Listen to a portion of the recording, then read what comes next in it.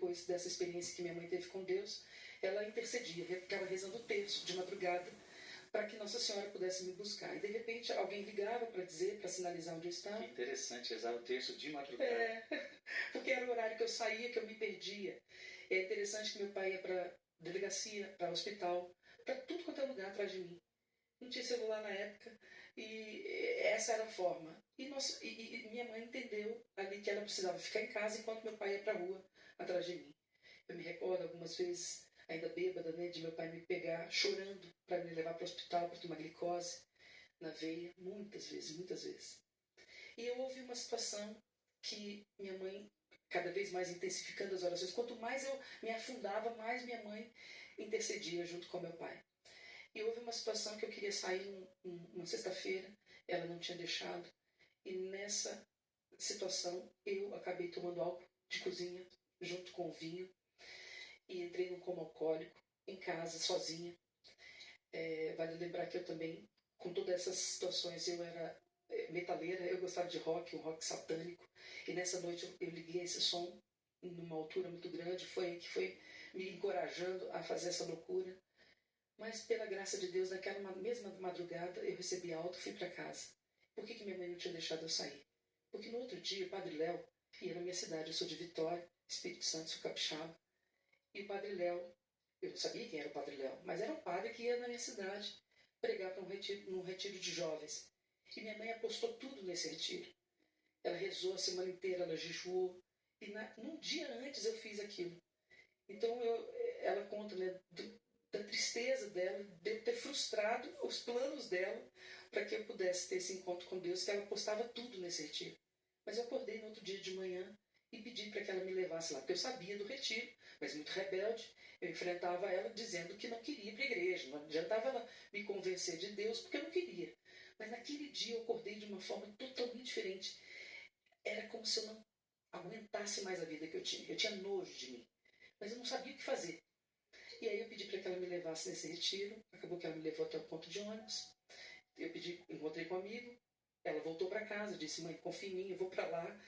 E eu fui para esse retiro. Foi uma manhã maravilhosa. E no segundo momento da tarde, o Padre Léo ainda não tinha aparecido.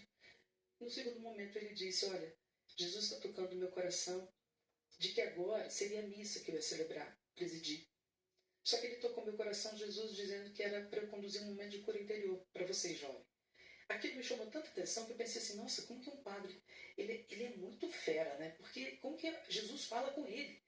E aquilo me impactou, me tocou, porque eu não sabia essas coisas da renovação, né?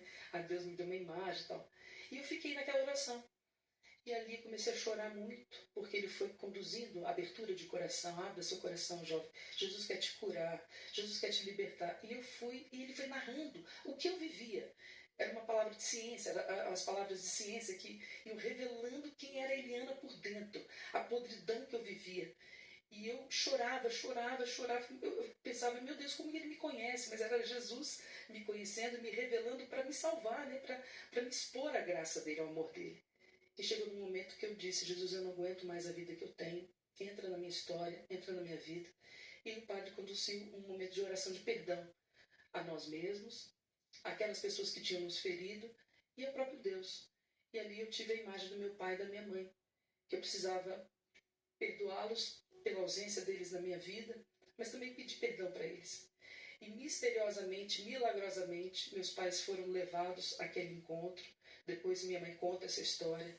Eu estou resumindo porque são muitos detalhes, mas acho que o mais importante é isso. Eles chegaram naquele encontro, naquela hora, no momento do perdão, do abraço do perdão. Nós nos perdoamos, nós nos abraçamos. Na outra semana, e ali participamos da Santa Missa juntos, e eu vi uma transformação, eu vi que Deus entrou na minha vida, 15 de maio de 1993. Eu não esqueço essa data porque foi a data que eu nasci de novo. E aí, na terça-feira da outra semana, eu iria fazer exames de endoscopia e colonoscopia, porque eu evacuava sangue. Há um ano eu evacuava sangue por causa da bebida. Eu tinha 15 anos quando isso começou. E aí fui fazer exames e o médico se assustou, porque eu não tinha mais nada. Nem o problema de estômago e nem o problema de intestino. Ali eu vi o poder de Deus e eu quis me dedicar a Deus, a Jesus, a partir daquele momento.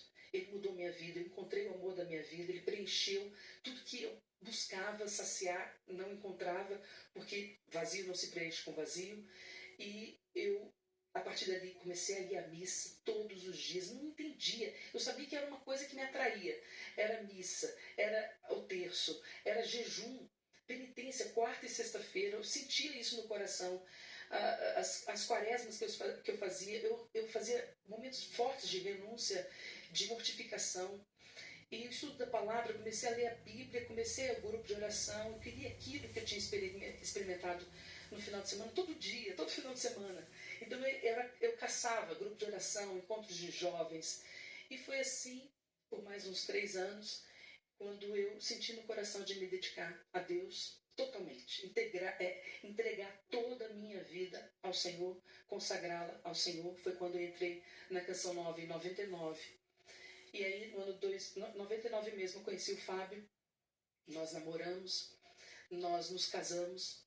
Hoje, vamos completar 21 anos de casados, temos 2 filhos, o Daniel, de 19 anos, e a Helena, de 14 anos. Meu pai faleceu no ano 2000, num acidente terrível de carro, que é uma outra história. Mas eu estou aqui, eu tenho uma vida nova.